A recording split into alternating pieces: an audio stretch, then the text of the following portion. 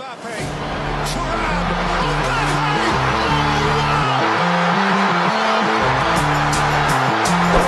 He is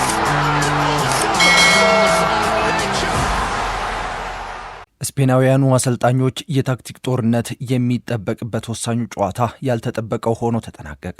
የቶማስ ፓርቲ አለመኖር ለአርሰናል ትርጉሙ ምን እንደሆነም ግልጽ ሆኗል። ሰላም ውድ የሌጀንድ ስፖርት ቤተሰቦች በያላችሁበት እንደምን አላችሁልን? በዛሬው ጥንቅራችን በትላንትናው ዕለት የተደረገውን የአርሰናልና የፒኤስጂ ጨዋታን የተመለከቱ ነጥቦችን እናነሳለን። ይህ ሌጀንድ ስፖርት ነው። ይህንን ቻናል ላይክ፣ ሼር፣ ሰብስክራይብ በማድረግ የተለያዩ አዳዲስና ታሪካዊ ስፖርታዊ መረጃዎች ይድረሷችሁ። መረጃዎቻችን ይቀጥላሉ።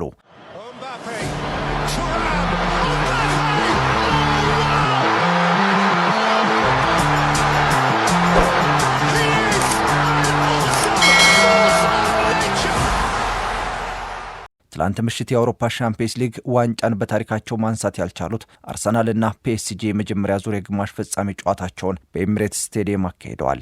ለአርሰናል የትላንቱ ጨዋታ እንደ አውሮፓውያን አቆጣጠር ከ2009 ወዲህ የሚያደርገው የመጀመሪያው የግማሽ ፍጻሜ ጨዋታም ነበር።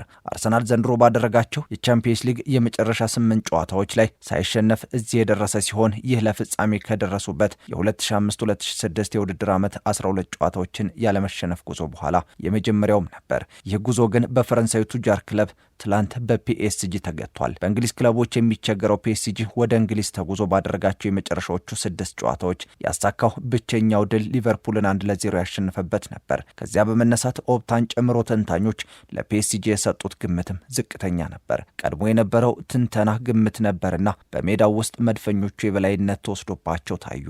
የመድፈኞቹ አለቃ ሚካኤል አርቴታ የአርሰናል ደጋፊዎች በተለመደው መልኩ ቡድናቸውን እንዲያበረታቱ ጥሪ ቢያቀርቡም ኦስማን ዴምቤሌ ገና በጨዋታው ማለዳ በአራተኛው ደቂቃ ጎል ከማስቆጠር እንኳንስ ደጋፊዎች የመድፉ ተከላካዮችም ሊያግዱት አልቻሉም ነበር። የሁለቱ ክለቦች በአውሮፓ መድረክ ግንኙነታቸው ታሪክ አርሰናል በፒኤስጂ ሲሸነፍ ይህ የመጀመሪያው ሆኗል። ክለቦቹ በአውሮፓ መድረክ ለስድስተኛ ጊዜ የተገናኙ ሲሆን አርሰናል ሁለቱን ሲያሸንፍ 3 ጊዜ በአቻ ውጤት ተለያይተዋል። ፒኤስጂ ደግሞ የትላንቱን ድል ተከትሎ ለመጀመሪያ ጊዜ አርሰናልን አሸንፏል።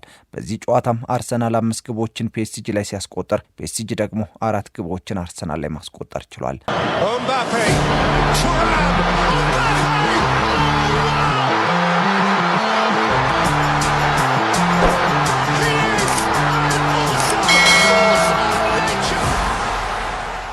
አርሰናል ጥሩ ታሪክ ያለው ከፒኤስጂ ጋር ብቻ ሳይሆን እስካሁን ከገጠማቸው የፈረንሳይ ክለቦች ጋር ጭምር ነው።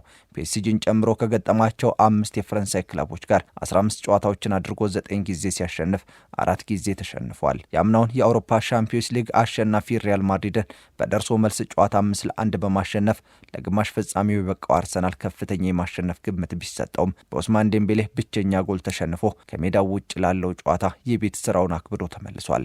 በአሰልጣኝ ሉዊስ ኤንሪኬ የሚመራው ፒኤስጂ ከአርሰናል ጋር በገጠመበት የምድብ ጨዋታ 2-0 ከተሸነፈ በኋላ ከፍተኛ መሻሻል ያሳየ ሲሆን ለዋንጫው የተገመተው ሊቨርፑልን አሸንፎ ነው ለዚህ የበቃው። ከአስቶን ቪላ ጋር ልብ አንጠልጣይ ጨዋታ በማድረግ በድምር ውጤት 5-4 በማሸነፍ ነው ለትላንቱ ጨዋታ የደረሰው።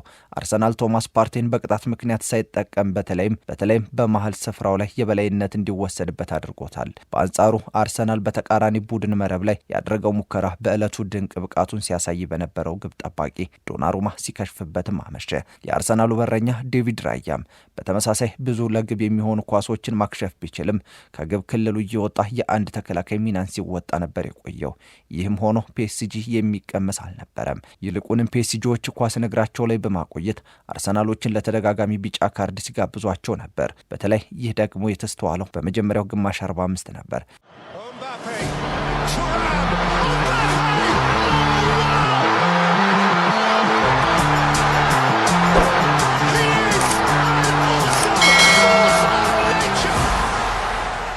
በጨዋታው አርሰናል ልዩ እየሆነ የመጣበትን የቆመ ኳስ ተጠቅሞ ሜሪኒዮ ጎል ቢያስቆጥርም በቫር ዳኝነት ከጨዋታ ውጭ ተብሎበታል። ፒኤስጂዎችን በተደጋጋሚ ግልጽ የጎል እድሎችን ቢፈጥሩም ወደ ግብነት ሳይቀይሩ ግን ቀርተዋል። ዴምቤሌ በጉዳት ምክንያት ተቀይሮ ሲወጣ ጉዳቱ በቀጣይ የመልስ ጨዋታ ላይ ተጽዕኖ ይኖራል ወይንስ አይኖረውም የሚለው ገና አልታወቀም።